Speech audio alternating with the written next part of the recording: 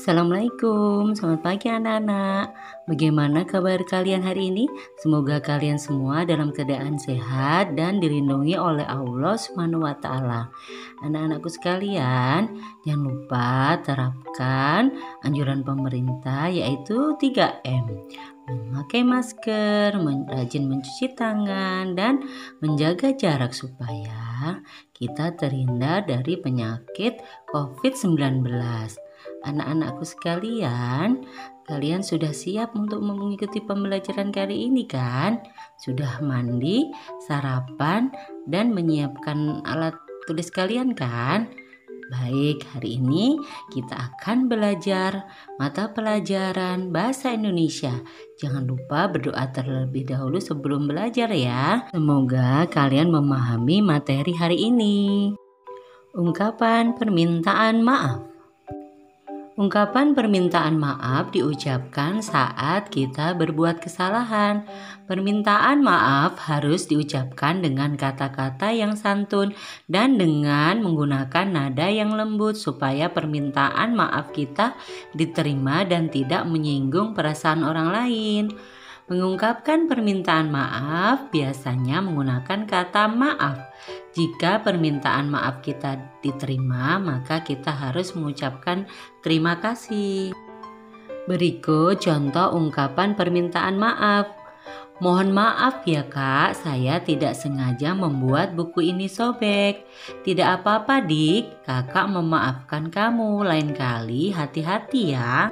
Contoh selanjutnya, ayo kita ikut bergotong royong membersihkan lingkungan. Maaf, saya tidak bisa ikut bekerja bakti karena ada keperluan mendadak. Contoh berikutnya adalah, maafkan Beni kak, Beni sudah mengganggu kakak belajar jadi terganggu oleh Beni. Ya dik, kakak maafkan kalau Beni mau main piano sebaiknya siang hari atau Beni mainnya sore hari. Ya kak, besok tidak Beni ulangi lagi. Sudah paham kan? Sekarang kita akan belajar membuat teks percakapan permintaan maaf. Teks percakapan. Teks percakapan adalah teks yang berisi percakapan antara dua orang atau lebih dengan membahas pokok pembicaraan tertentu. Percakapan dapat dilakukan secara langsung atau bertemu ataupun secara jarak jauh melalui jaringan telepon.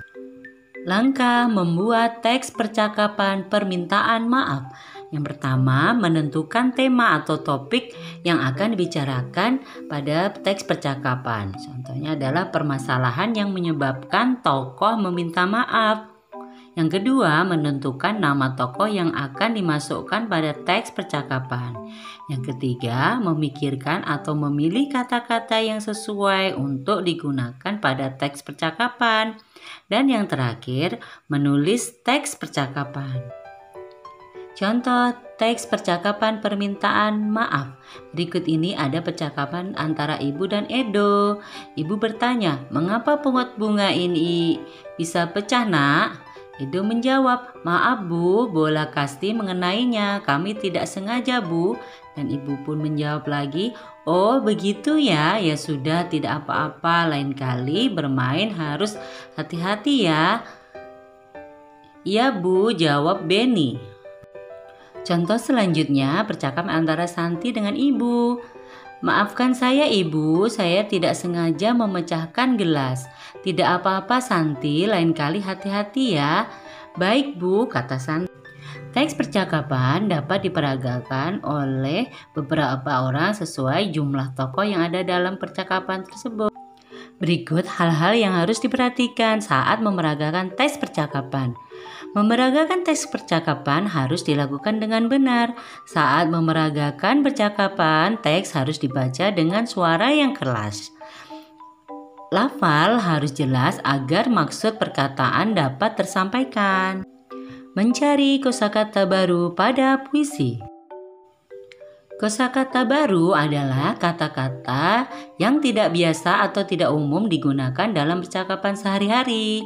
Untuk mengetahui isi puisi, kita harus memahami semua makna kata yang ada pada puisi, termasuk kosakata baru.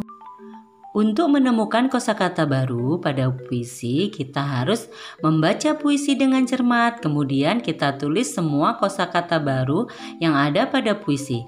Setelah kita temukan semua kosakata baru, lalu kita artikan dengan menggunakan kamus atau bertanya kepada orang tua dan guru.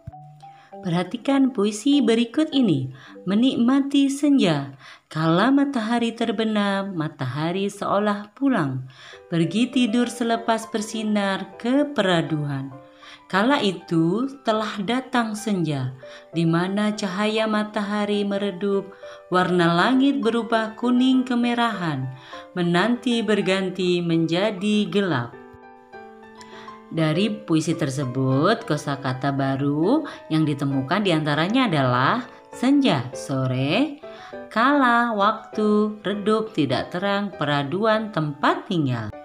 Bagaimana materi hari ini anak-anak? Sudah paham bukan?